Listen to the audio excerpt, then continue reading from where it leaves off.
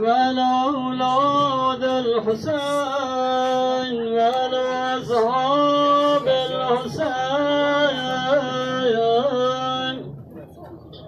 خوشا به حال شما دوستان و عزاداران آقا عبدالله الحسین که در عزاداری آقا عبدالله الحسین علیه السلام شرکت میکنه.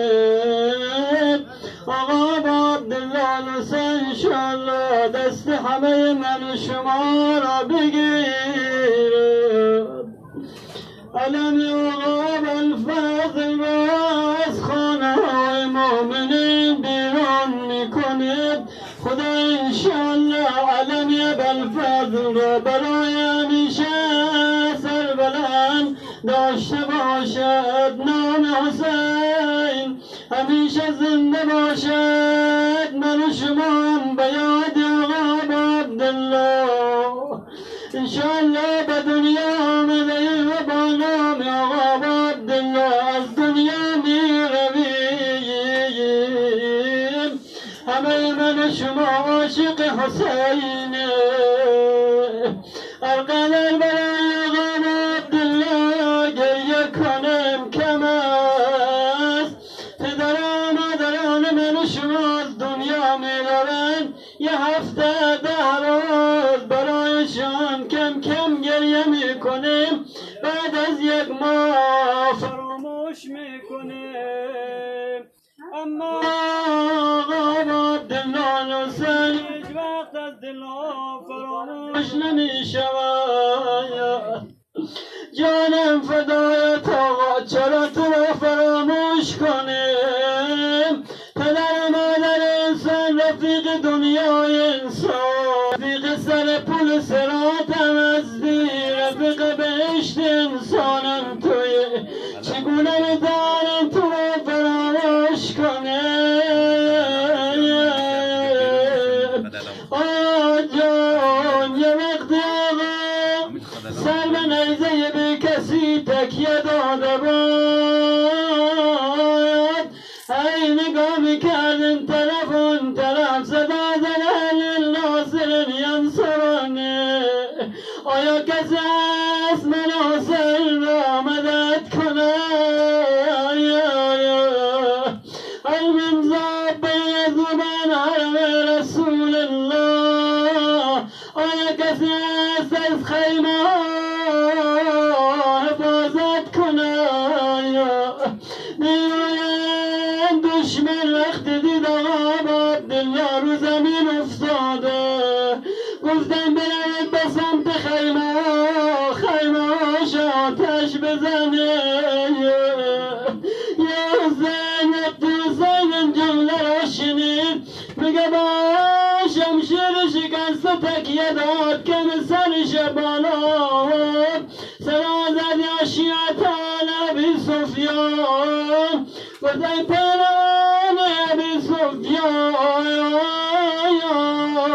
حسین هنوز زنده شما جرأت میکنه. گفتم بیایید اول راست میگه کار حسین تمام کنه. آمدن دارم عبدالله را گرفتن.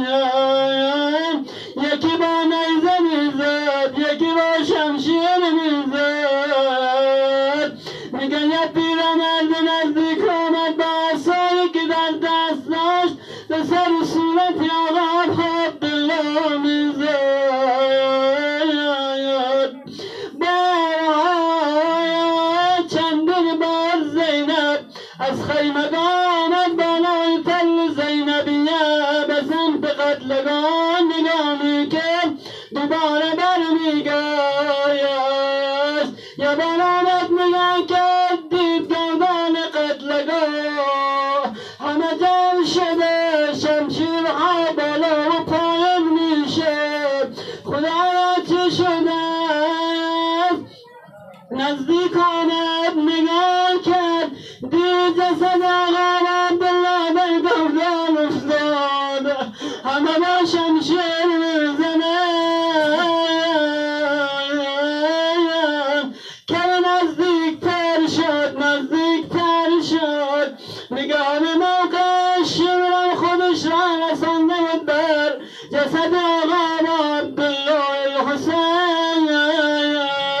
ای زینب نگامی کرد شیعه میخواست سر حسین از بدنش جدا کنه میگه سر آقا عبدالله را میخواست جدا کنه به آقا عبدالله فرمودن شیعه سر من از بدنم جدا نکن من حسین شفاعت میکنه اما قبول نکرد یا وقت ظالم آباد میخواست به حسین آب ببرد اما چه شد شیر از گودال بیرون آمد سر آقا عبدالله حسین را از بدنش جدا کرده بود لعنة الله على القوم الظالمين سيعلم الذين ظلموا أي منقلب ينقلبون حاجات خودها مد نظر ده مرتبه یا الله یا الله یا الله یا الله یا الله الله یا الله یا الله یا الله يا مقلب القلوب ثبت قلوبنا على دينك پروردگاران خلید توسلات عزاداری هاست همه مؤمنان مؤمنات جمع حاضر از صاحب خانه به کرمت قبول بگردان خیرات و برکات اسرار بر اهل مجلس ما و صاحب خانه نازل بگردان گرفتاری ها مشکلات همه مؤمنان مؤمنات جمع حاضر و صاحب خانه را برطرف آسان بگردان خدایا در دنیا و آخرت دست ما را از دامان ائمه کوتاه نگردان در آخرت شفاعتشان به نصیب نگردان